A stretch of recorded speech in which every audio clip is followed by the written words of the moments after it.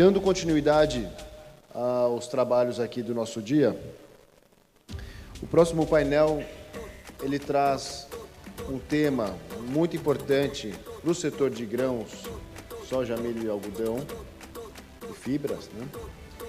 Que é essa integração virtuosa com outras cadeias, né? Assim como a gente viu ontem o etanol de milho, o biodiesel, né, também como assuntos estratégicos aqui para o nosso segmento, esse próximo painel ele traz também essa integração com o mundo de carnes, de proteínas, né? Então, para moderar as discussões do painel que tem como tema a integração com o setor de carnes, eu convido ao palco o líder de pesquisa pecuária da Datagro, o João Otávio de Assis Figueiredo, para quem eu peço uma salva de palmas.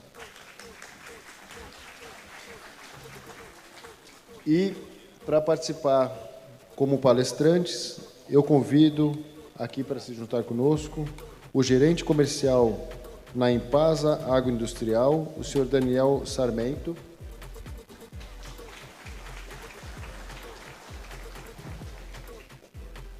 E o Amarildo Merotti, que é diretor comercial da Roça.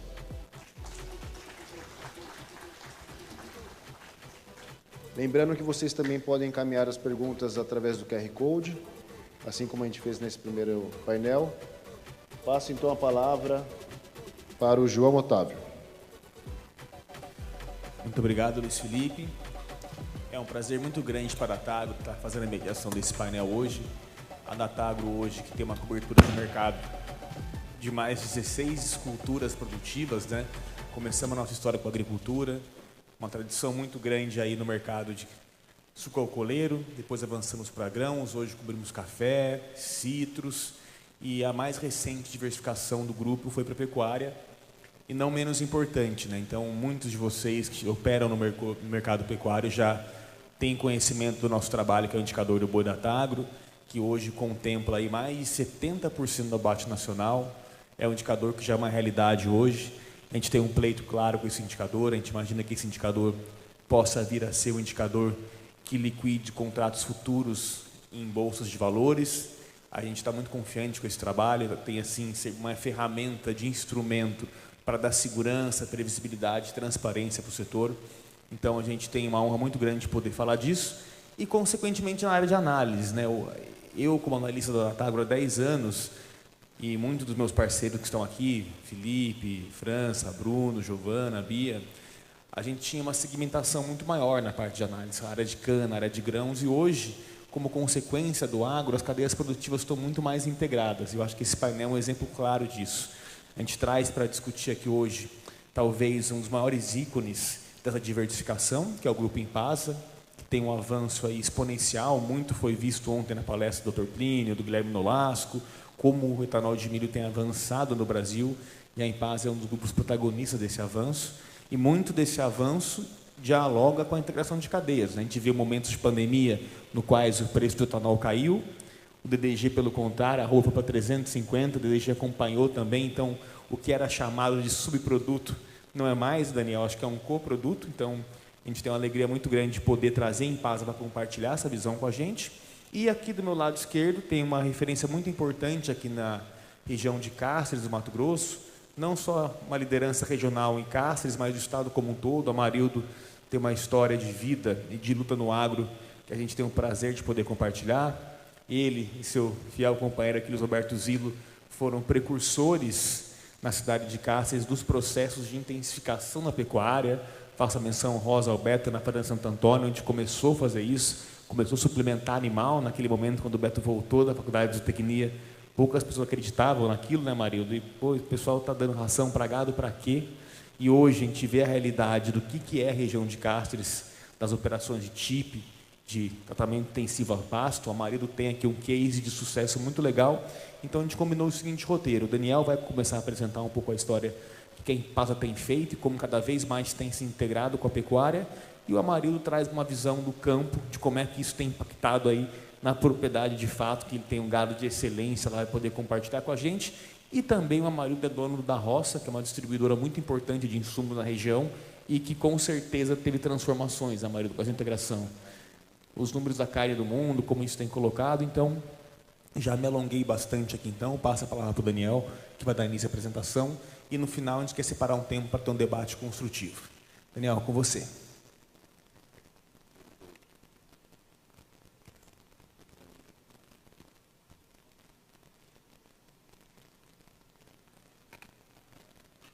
Muito bom dia a todos. Primeiramente, agradecer a Datagro pela oportunidade, agradecer o João e o Amarildo por poder fazer parte desse painel. É um privilégio para a gente poder falar um pouquinho do que a gente entende de produção de proteína animal, um pouquinho do que a gente trabalha na Impasa já há quase 6 anos em relação à nutrição animal, empresa muito focada em nutrição e em agregar valor às cadeias produtivas a que ela está inserida. E é um pouco disso que a gente vai falar aqui. Eu trouxe um título só como sugestão do que a gente vai tratar brevemente aqui, depois a gente pode, durante a mesa, explanar um pouco mais, mas que é a visão de nutrição do ponto de vista das biorefinarias. Falo, lógico, em nome da Impasa, mas falo muito do que todas as usinas que processam e que processarão cereais no Brasil nos próximos anos vão ter oportunidade de entregar e de forma agregada o que vão poder fazer por todas as cadeias que circundam em volta das biorefinarias. Então, esse é um pouco do mote do que a gente vai tratar aqui. Participando ontem do evento, eu vi uma série de insights muito interessantes e que tem relação direta com o que a gente vai tratar aqui. E aí, quando da apresentação do painel, que tem relação direta como as cadeias se interligam e como a gente tem processos que estão, do ponto de vista circunstancioso, muito ligados e que vão necessariamente gerar um valor agregado para o agronegócio brasileiro sem precedentes nas próximas décadas. E ontem foram ditos aí alguns, eu trouxe 4 pontos que tem muito a ver com o que a gente vai tratar aqui dos processos que a gente é capaz de fazer a partir da concentração de produtos e de nutrientes a partir do processamento de cereais em usinas de etanol. Então, no painel de logística, foram apresentados desafios inerentes à logística e também o armazenamento de grãos, e um questionamento muito importante que a gente ouve de forma recorrente, a gente vai precisar tratar desse assunto. Nós vamos continuar comercializando, em suma, matérias-primas, grãos, para serem processados fora daqui, para gerarem valor e agregarem valor fora do Brasil, ou nós vamos agregá-los aqui, como a gente já tem feito, em relação ao que se faz ao etanol, a produção de óleo e a produção de proteína de origem vegetal para a produção de valor agregado, como proteína de origem animal. Há necessidade da gente agregar valor às cadeias produtivas, isso está intimamente ligado com a integração da lavoura, pecuária e florestas. Floresta é um insumo muito importante do ponto de vista de combustível ultra sustentável, e o Guilherme falou muito bem disso, o Dr. Plínio falou ontem, nós temos uma vantagem competitiva do ponto de vista da pegada de carbono do que a gente faz aqui no Brasil, em relação ao que é feito pelas 198 usinas em operação hoje nos Estados Unidos, em suma gás natural que é feito lá, vindo de petróleo, vindo de uma fonte fóssil, e aqui biomassas, das mais diferentes possíveis. E por fim, o Brasil é necessariamente o protagonista da produção desses biocombustíveis e de proteína de origem animal.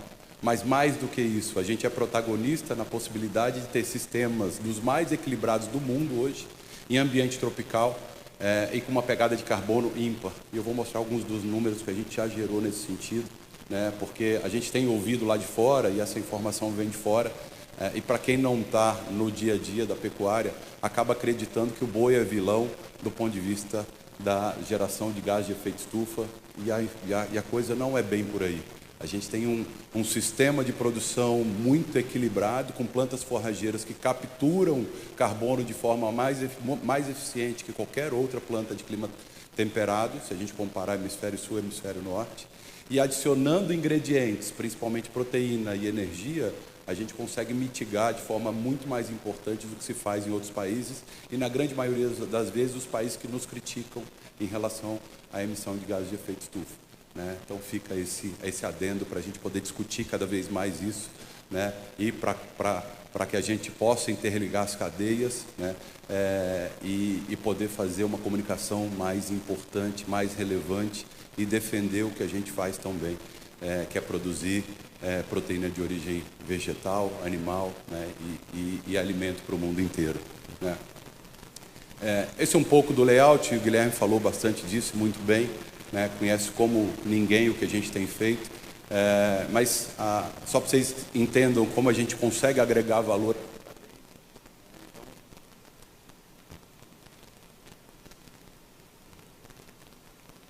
Alô, alô, teste.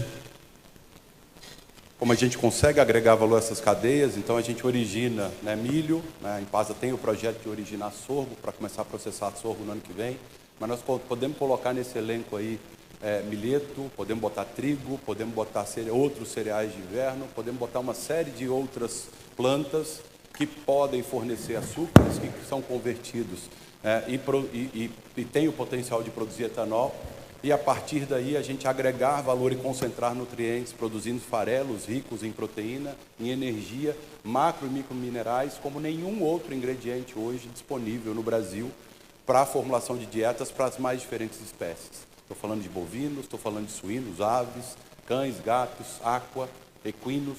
Né? Não existe nenhum alimento tão completo como esses, né, que a gente pode produzir em sistemas de fermentação para a produção de etanol.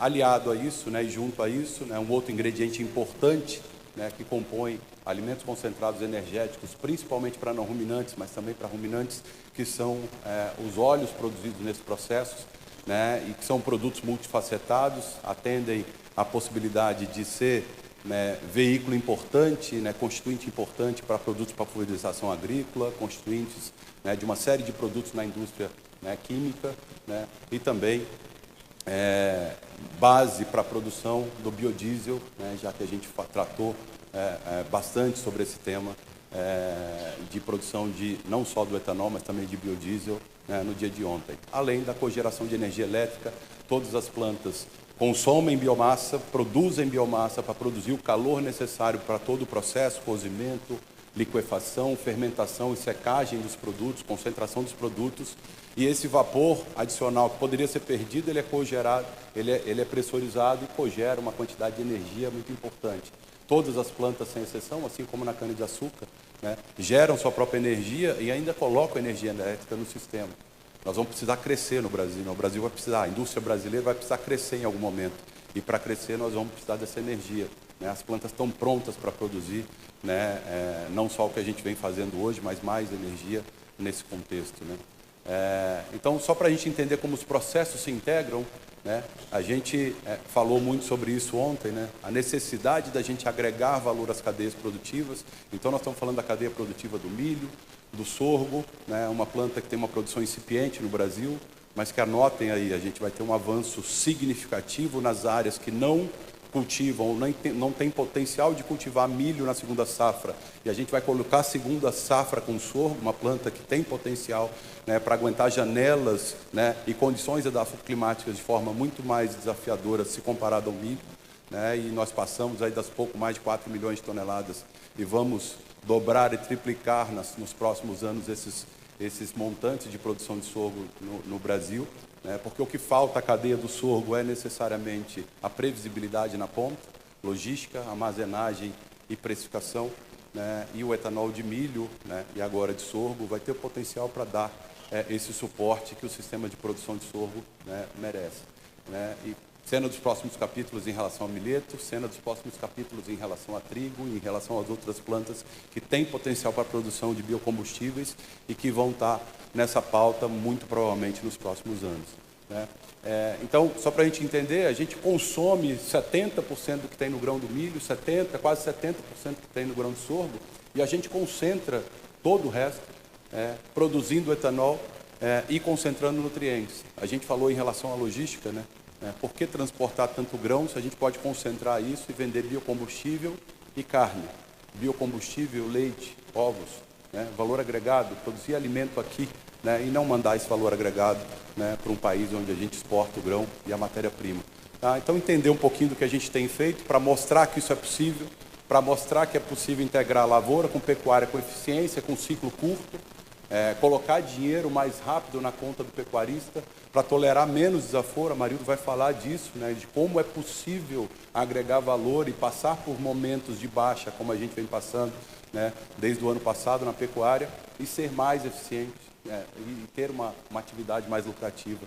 A gente comparou controle, que é um suplemento mineral, né, com uma fonte de nitrogênio, não de proteína, mas vinda do petróleo, que é a ureia, né, mostrando que que a gente é capaz de diminuir a pegada dos suplementos, tirando ureia dos suplementos, não que a ureia seja um ingrediente ruim, muito pelo contrário, mas há essa possibilidade. E a gente foi adicionando 0,25, 0,5, 0,75 lá na linha azul, quantidades de DDGS na dieta desses animais, até chegar a um desempenho que foi o dobro do que a gente teria só utilizando um suplemento convencional que se usa na pecuária há décadas, né, que é o suplemento mineral com ureia e com uma fonte de proteína verdadeira. Então a gente encurtou pela metade ou a gente dobrou o ganho no mesmo período, na mesma área, né? O que isso implica? Sair de um ganho de 540, 550 gramas por animal dia, né, lá em vermelho, no tratamento controle. E quando a gente foi incluindo quantidades de DDGS 0,25, 0,5 ou 0,75 em relação ao peso vivo, então eram animais na recria que tinham consumo de 1 kg e foi até 3 kg, 3,5 kg em relação ao peso vivo. O que a gente fez? A gente foi colocando 250 gramas para cada 0,25 de inclusão em relação ao peso vivo. A gente saiu de pífios, 550 gramas, que é bom para muita gente no Brasil hoje, na média, e a gente foi para 1,160 kg.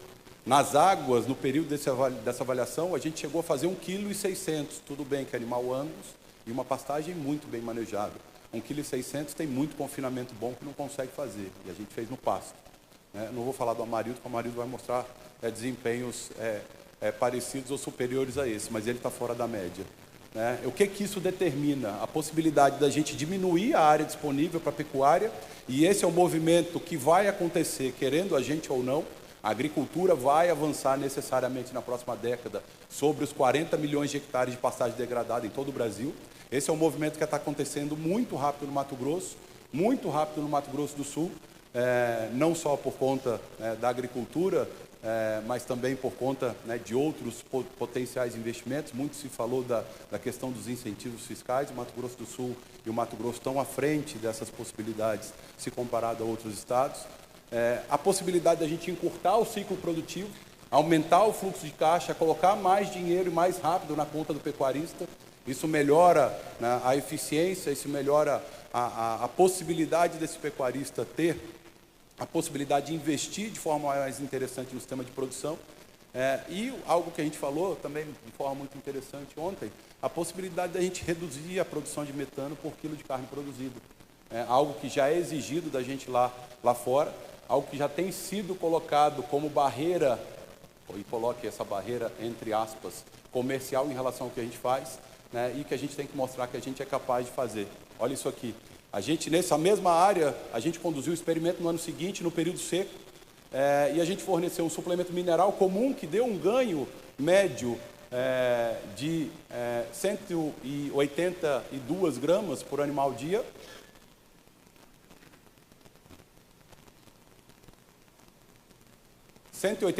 gramas por animal dia, e a gente colocou 0,3, 1 kg de DDGS por animal dia, e o ganho saltou para quase 2,5 vezes, foi para 400 gramas, com 0,3, que é uma suplementação que a gente chama de suplementação proteica. Os animais comiam em 1 kg por animal dia. E qual era o intuito?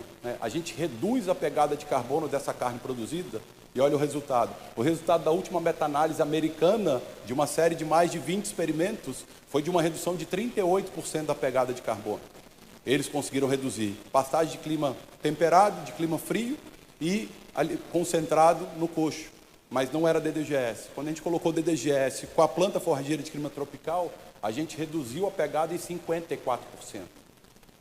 Então a gente tem muito o que mostrar o que a gente tem feito. Esse é só o começo, é uma série de 5 anos de experimento com um grupo de pesquisa na universidade no interior de São Paulo, mostrando o potencial. A gente saiu de uma pegada de 810 gramas de metano por dia, por quilo de ganho desse animal, e foi para 370.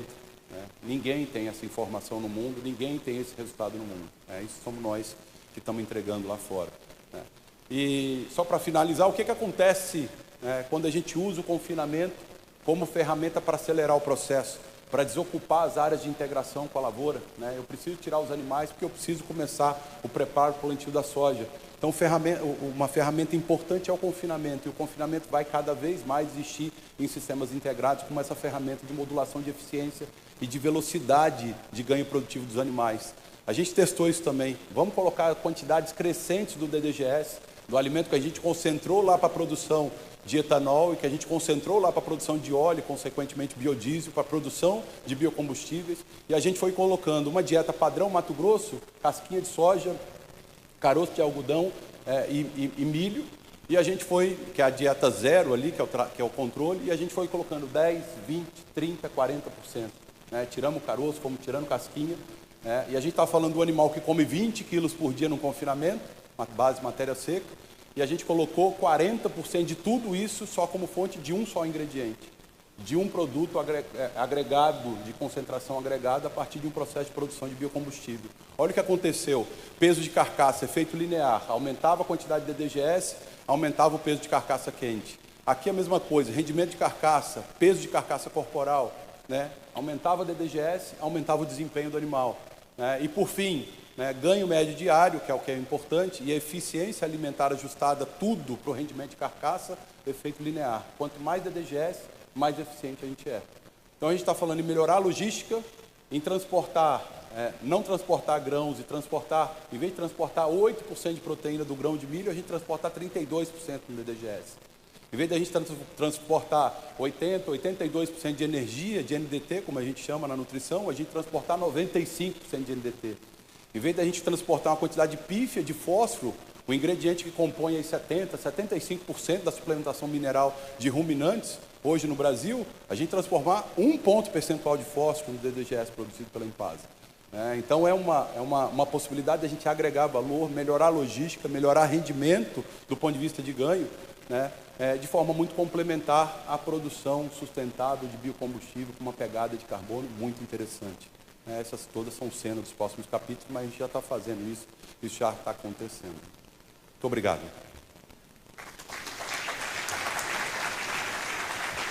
Muito obrigado, Daniel. É realmente impressionante a performance dessas empresas que estão avançando. Eu lembro quando eu entrei na Natagro em 2015, e o Dr. Plínio sempre comentava comigo, Ricardo, que etanol de milho era algo que ia crescer no Brasil, né? Então, naquele patamar de 100 milhões de litros para atingir essa marca e passando 7,7 bilhões de litros. O Ricardo mostrou números incríveis aí, de onde a gente pode chegar amanhã. E depois de toda a discussão que a gente teve de ideias hoje, eu acho que esse painel é muito legal que a gente vê isso na prática. Isso está acontecendo, isso não é algo que a gente imagina que vai crescer.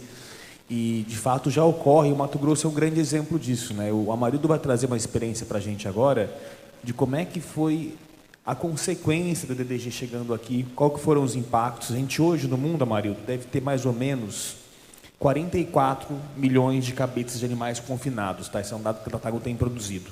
Desses 44, 24 estão nos Estados Unidos com comportamento tradicional, de abate anual. O Brasil estima que tem em torno de 7 milhões de cabeças em gado confinado tradicional. E deve ter uma conta estimada mais ou menos uns 3 milhões de cabeças de TIP. E o Mato Grosso é um exemplo muito forte disso. A gente rodou 7 estados do Brasil esse ano, visitando fazendas em diversas condições diferentes, e o Mato Grosso talvez tenha sido o estado que mais nos impressionou, porque os resultados que a gente viu na sua fazenda, desse gado ATIP, deixaria muitos confinadores, meus amigos de São Paulo, com inveja dos resultados, porque os norte-americanos, o próprio confinamento de São Paulo, tem inveja do nosso chamado confinamento a pasto. A gente viu lá o seu gado em condições, vamos dizer assim, de bem-estar animal impressionantes. O gado quase você não enxerga a boiada do Amarildo no pasto, e são suplementações muito diferentes. Eu acho que o DDG tem cumprido um papel muito interessante, e eu gostaria que você mostrasse um pouco para a gente os resultados do que acontece no campo hoje, na sua fazenda, e como é que toda essa integração tem impactado a região do Mato Grosso como de maneira geral. Por favor, Amarildo, o palco é seu. Só para endossar o que você falou a respeito dos americanos, eu recebi o pessoal da NCBA na minha fazenda, há uns 3, 4 anos atrás, e a Jennifer, que era presidente na época, Chico Manzi está aqui, estava com a gente lá, ela queria saber quantos % da pecuária do Brasil era parecida com a nossa. Aí nós não assustamos eles, né? Nós falou que era só um pouquinho para não assustar os gringos, que eles são violentos também. Mas vamos lá, João, obrigado pelo convite, é uma honra para a gente estar aqui. Danielzão, nossa parceria é de longas datas, né? O Daniel é parceiro nosso desde que começou a Impasa.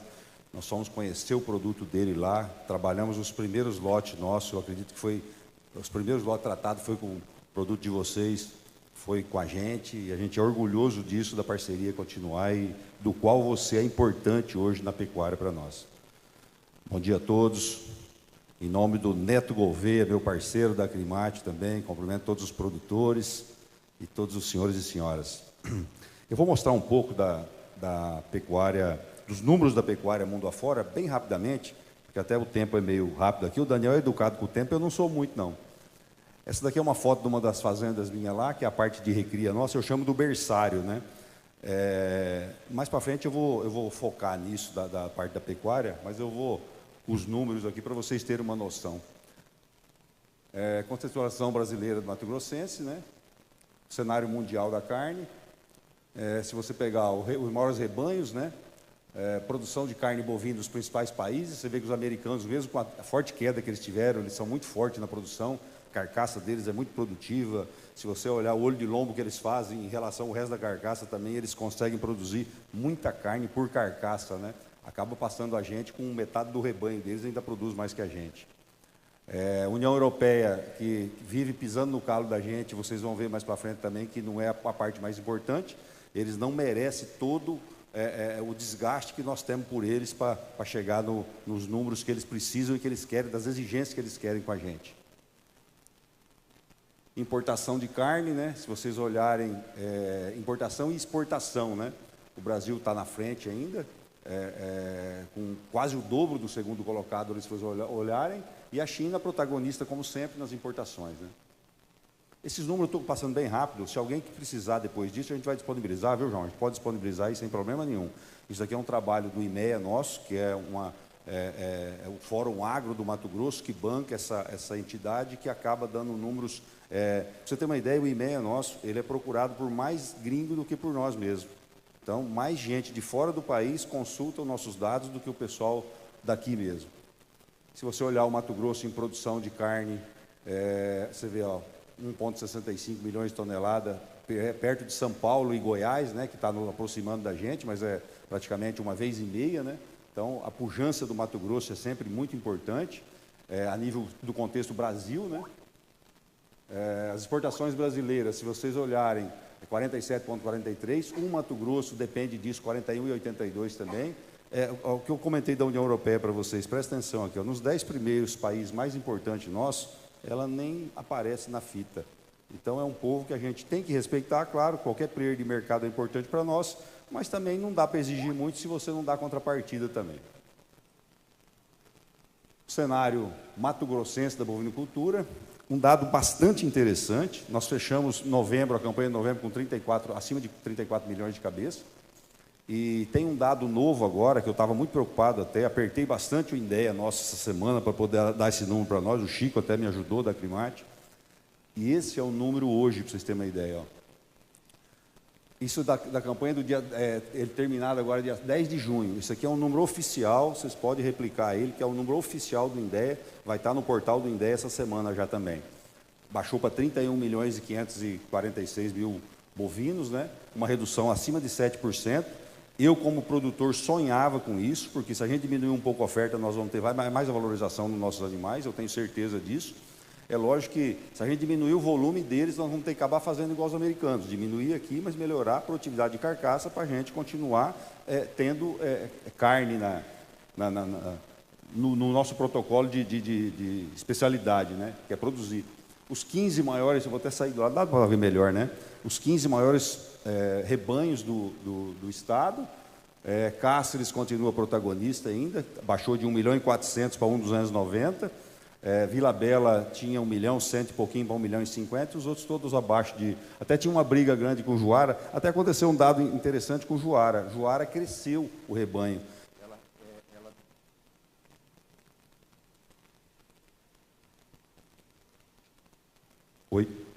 Ela tinha... o rebanho dela tinha diminuído e agora eu tive lá conversando com um parceiro nosso, o Nando, lá, que é o vice-presidente da Crimate.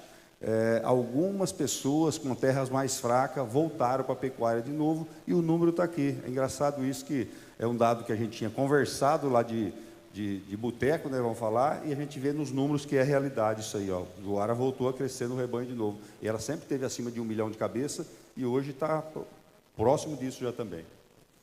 Se vocês olharem, um dado muito interessante também para essa diminuição de rebanho, é a primeira vez em uma década aí, ó, que o abate até agosto, esse abate aqui foi até julho, se eu não me engano, está contabilizado aqui, foi maior de fêmeas do que de macho. Nós abatemos praticamente 10% a mais de fêmea do que de macho. Se você olhar o gráfico aqui, é o primeiro ano que isso acontece na última década. E os resultados vão aparecer, que é a diminuição de rebanho, que já era esperado, né? Só que, assim, o efeito China também trouxe um aspecto positivo. Se vocês olharem aqui animais abaixo de 24 meses, a gente ainda continua com um volume bom, 31%, né? Esse aqui já é o dado recente de 2024 também. Vocês veem que 2021 foi o maior número, por quê?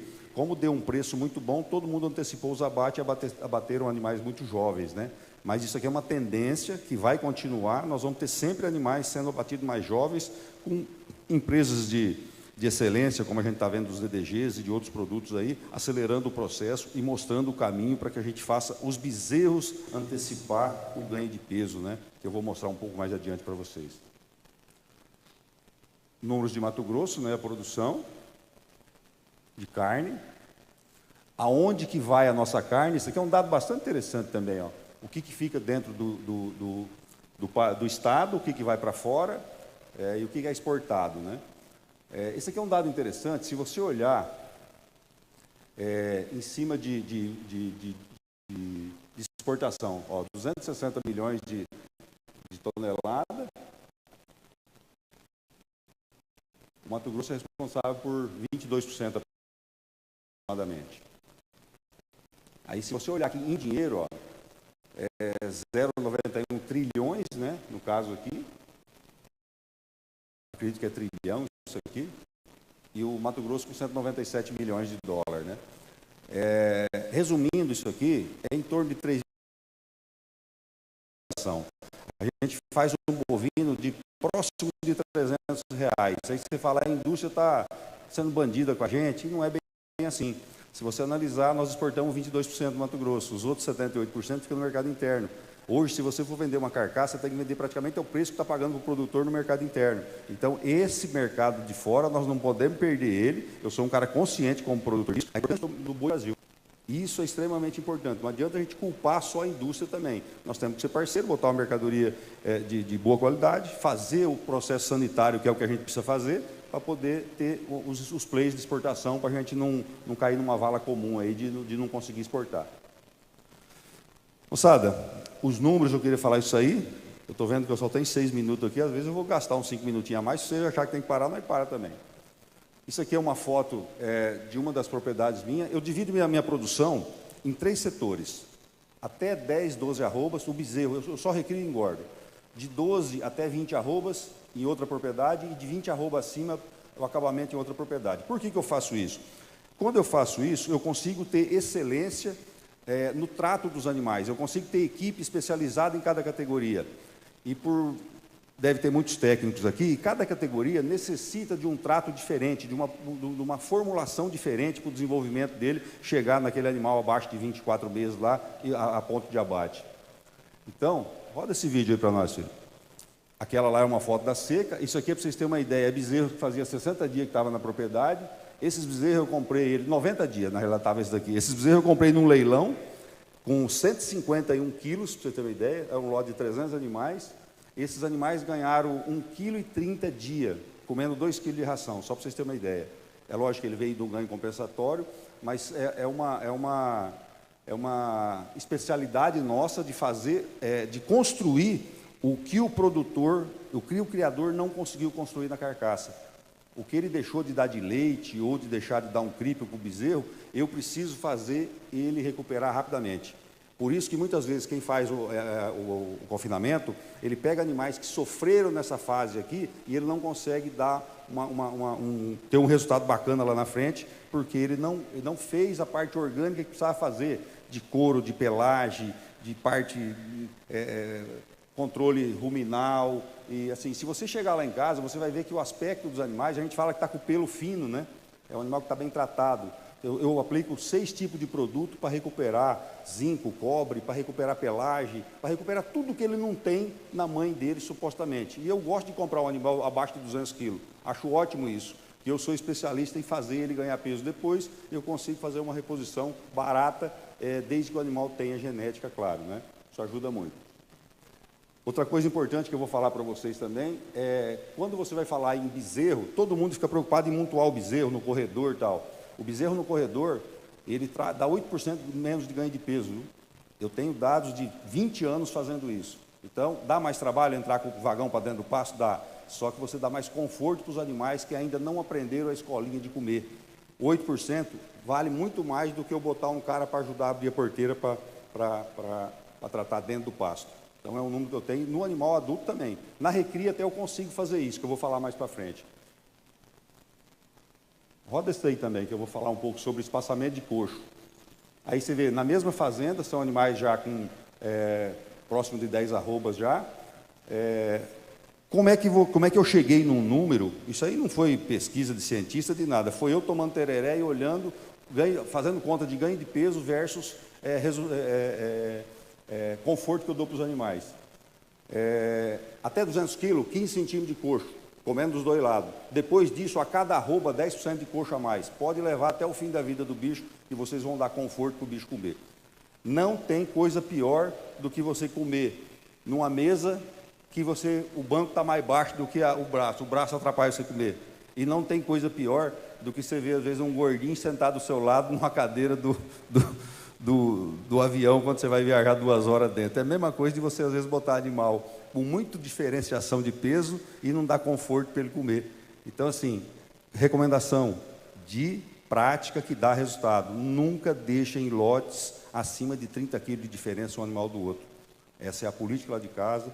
Pode levar animal para o curral. Tem, é lógico, uma situação desejável para você não judiar do bicho dentro do seu curral. Manejo racional extremamente importante. Cachorro e pancada não resolve nada. Toda vez que eu vou treinar um funcionário, eu que fazia isso, agora já não estou fazendo, eu faço isso aqui, ó, isso aqui. Eu falo, qual que te ofendeu mais? O cara falou, o cutucão. Por que você cutuca o boi? O boi vai ficar estressado. Não pode, passa a bandeira nele, ensina ele que aquilo lá é uma coisa de conforto, que ele te respeita em cima daquilo. Olha lá os lotes de trás, lá, ó, você pode ver que não tem animais afastados e os animais estão confortavelmente comendo. Outra coisa, na minha nutrição sou eu que faço, eu não coloco sal mineral na minha ração. Por quê? Eu não quero deixar boi rodeado no coxo.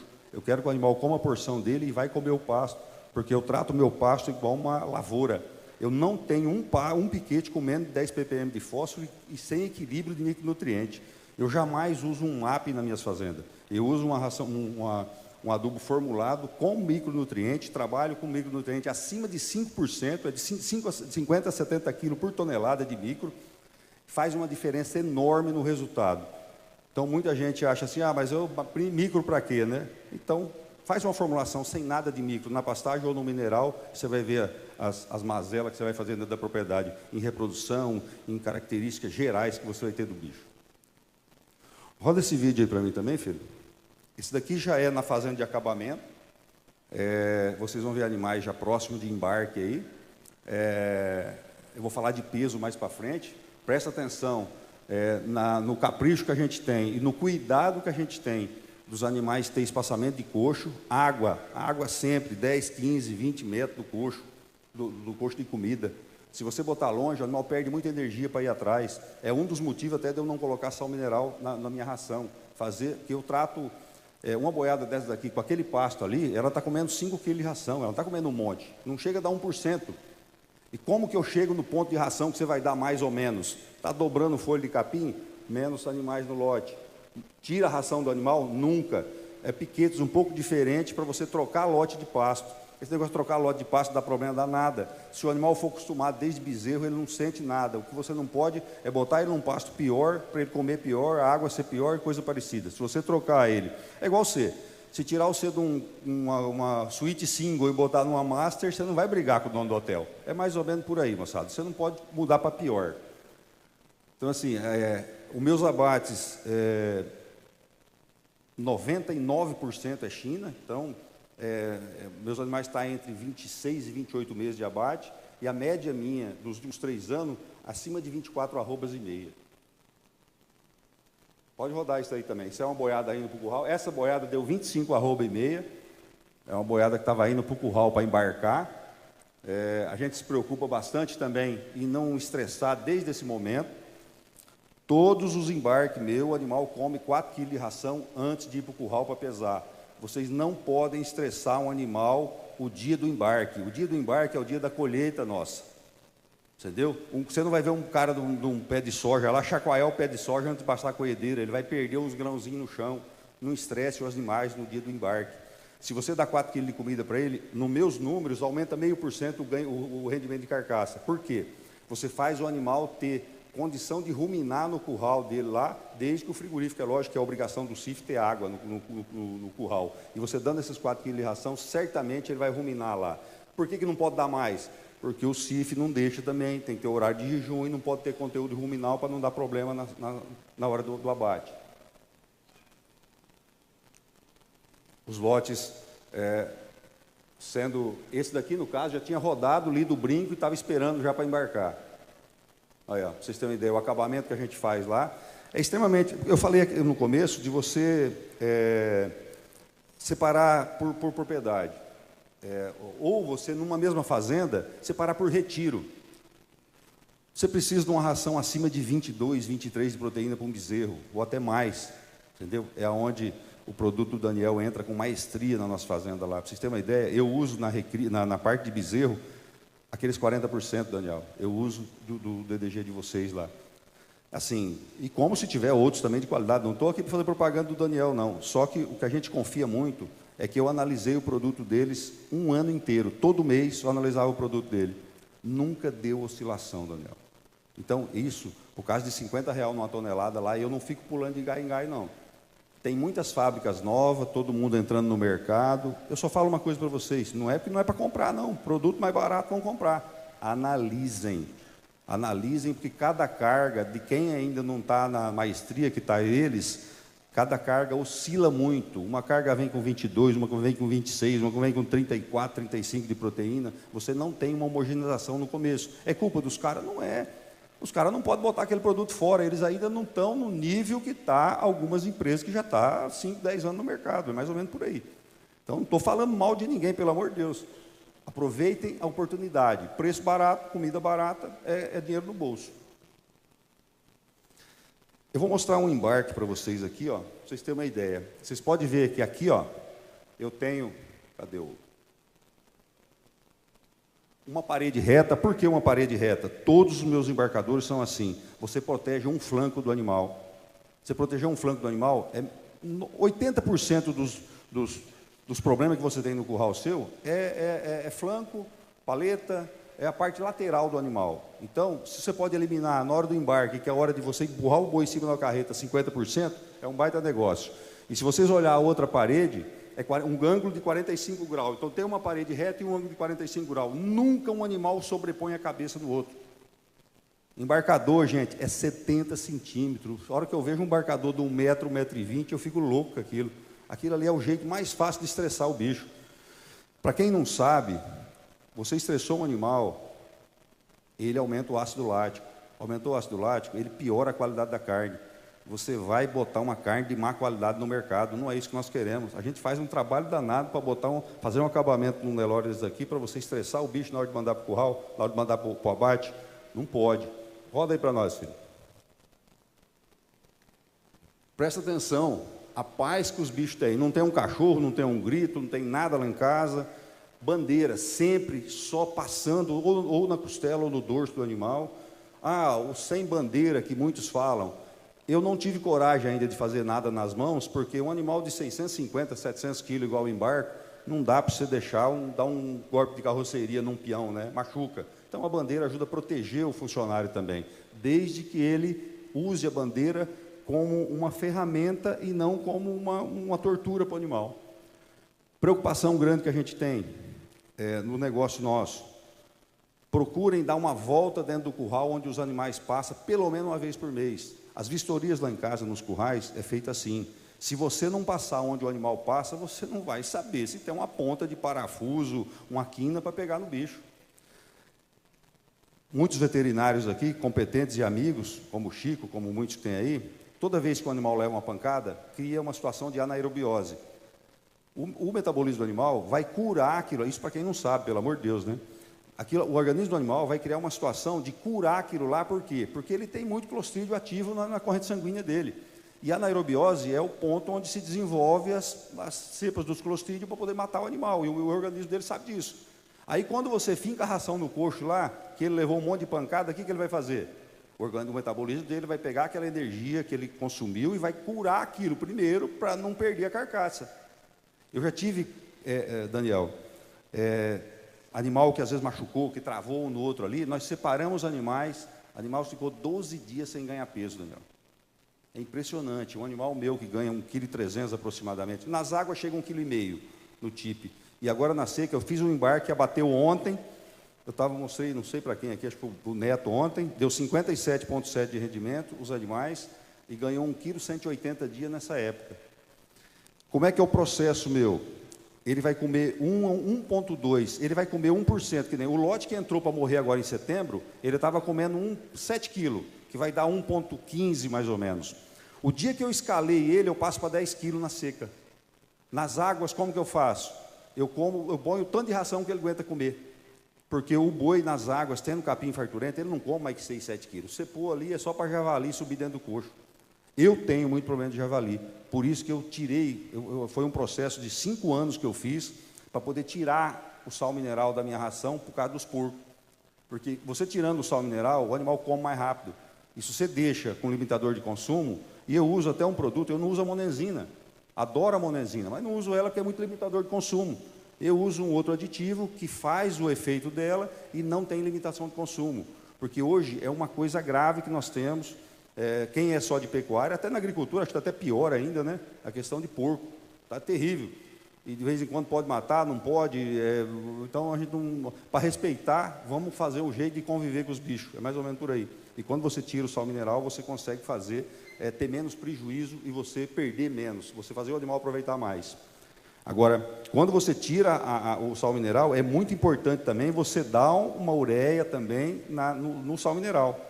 Eu procuro usar uma ureia protegida, por quê? Porque toda vez que o animal for lá, ele vai ter uma ureia mais competente até agindo e dando o equilíbrio que ele precisa durante todo o dia dele.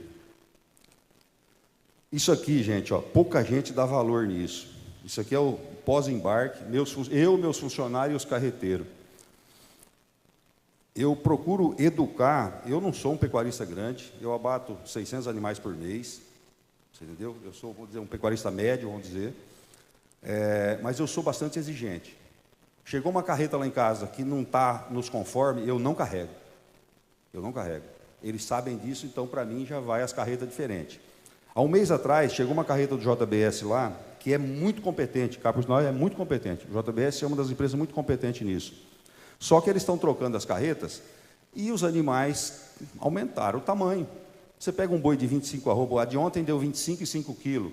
Então, você pega um boi de 25 arroba, ele estava prensando o cupim, todas as carcaças. Eu fui, fiz um vídeo, embarquei e falei, gente, não dá para embarcar um boi desse jeito. É igual você calçar 42, botar um sapato 40, você vai se matar com ele. Ué. O boi, você imagina um boi espremido 5, 6 horas dentro de uma carreta, machucando o cupim, machucando anca.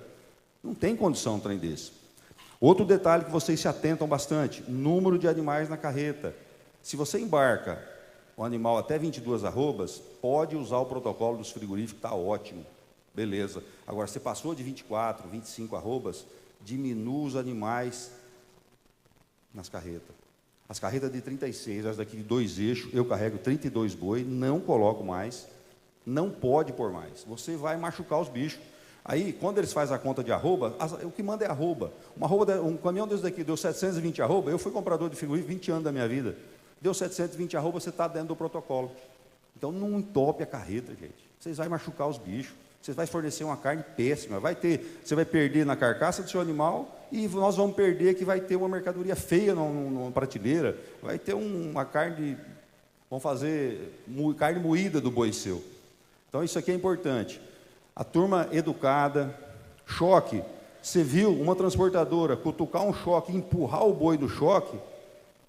Não pode, gente.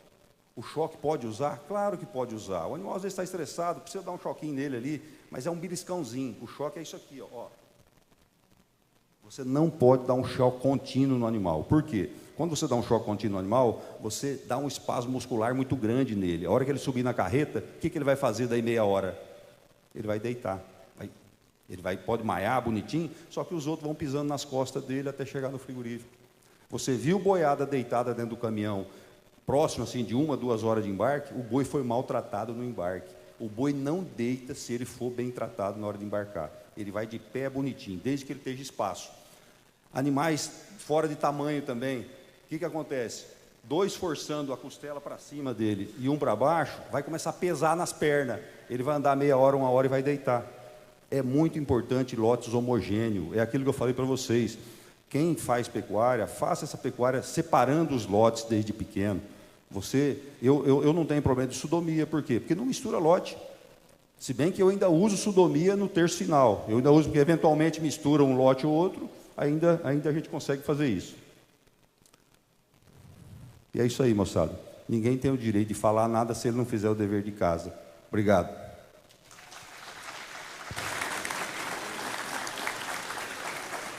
Muito bom, Amarildo. A gente não esperava nada diferente desse painel. 2 craques aqui hoje. Daniel da Impaz, o Amarildo também tem a produção muito expressiva no campo. Pessoal, a gente já estourou o tempo do painel, mas foi por uma razão muito boa, porque o conteúdo é de muita relevância.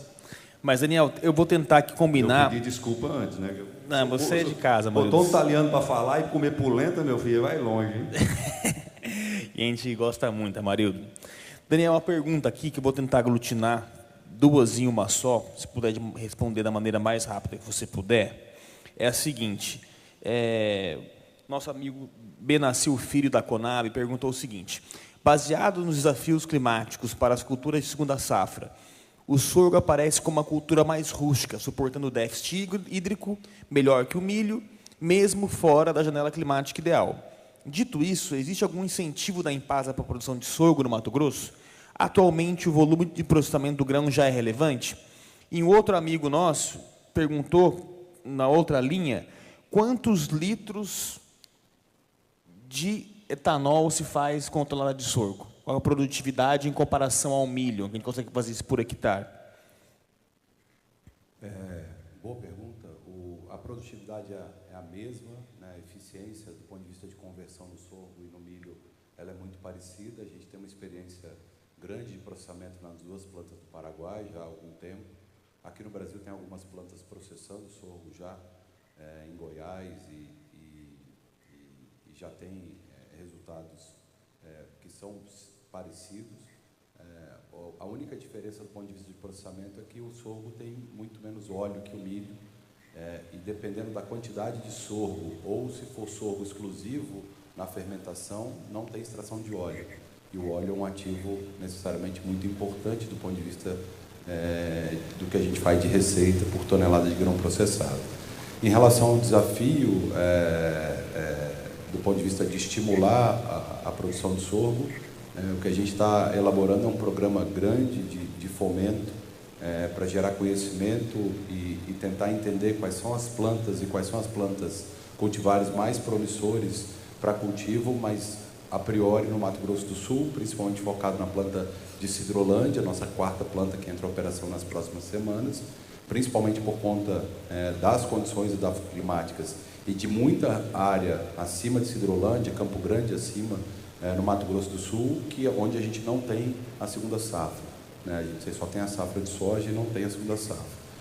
E em Balsas, onde a gente vê uma possibilidade e já está colhendo frutos de forma interessante e fomentando não do ponto de vista de precificação, mas fomentando a previsibilidade, que é o que falta para o mercado. Né? Contratos para 2025, dia de recebimento rápido, capacidade estática de armazenagem grande e robusta, né? Coisa que o mercado, infelizmente, o produtor de sorgo, infelizmente, não tem hoje. Né? E do ponto de vista de volume, em torno de 440 litros, né, de etanol anido, 470 litros de etanol hidratado, tanto para o milho quanto no sorgo. Né? A produtividade é a mesma, a produção é a mesma. Muito interessante, muito interessante. Pessoal, uma pergunta rápida, uma veio para mim e a outra para o Amarildo, e a gente já encerra de maneira aqui direto ao painel. A pergunta que veio do nosso parceiro, que é pecuarista da região aqui, tem ouvido muito falar de negócios contratuais sendo feitos com o indicador do boi da Atagro. Você poderia explorar um pouco mais o tema? Sim, cada vez é mais uma realidade, tanto em confinamentos aqui e também não confinamentos, independente do tipo de produção do pecuarista, cada vez mais tem se avançado os contratos feitos no mercado físico, indexação no indicador do boi da Atagro. Muitos desses são públicos, o Barra Mansa, por exemplo, o frigorífico Sertãozinho faz 100% dos contratos com o Datagro, o Frigol está usando o Datagro em São Paulo e também no Pará. Conversei muito no JBS hoje, a Netolândia, que é um dos grupos mais representativos aqui do Mato Grosso, está fazendo todo o abate contratual com o indicador do boi Datagro na JBS. Marfrig está usando, Minerva tem uma composição de 3 indicadores que dá o preço com o Datagro.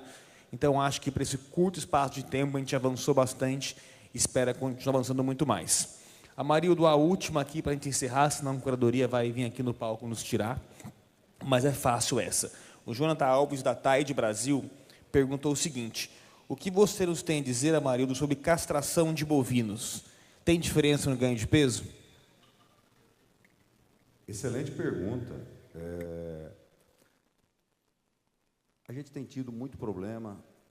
O CIF agora tem castigado bastante animais com gabarro, né? Que seria contusão de casco aí, em função de sodomia, por causa de castração. E algumas pessoas estão até assustadas com isso. Você vai ter 2 arrobas a menos, no mínimo. Outro detalhe bastante interessante, que pouca gente se atenta: o animal castrado é muito mais violento do que o animal inteiro. Olha que dado interessante. Isso é do dia a dia. Por quê? Porque o animal é uma presa. E aí, quando ele é castrado, ele tem mais medo ainda. Ele tem medo de enfrentar a situação. Aí ele se estressa muito mais. Eventualmente, tem um animal castrado no lote nosso, que vai quando bezerro, que às vezes você não se atenta. Esse animal é louco dentro do curral. Olha que dado interessante. Então, certamente, quem castra está andando para trás no mercado de hoje. O que acontecia com o boi inteiro de antigamente? Você não tinha ferramentas para fazer um acabamento nele. Vocês prestaram atenção na boiada que estava embarcando ali, o acabamento dela?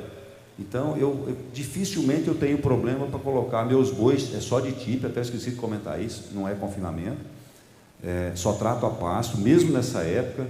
Dá um trabalhinho agora que tem que empurrar morro acima, né? Mas certamente a castração traz uma margem menor de lucro para você. Você vai ter que se estribuchar para ganhar um dinheirinho se você castrar os bois. Isso eu te garanto.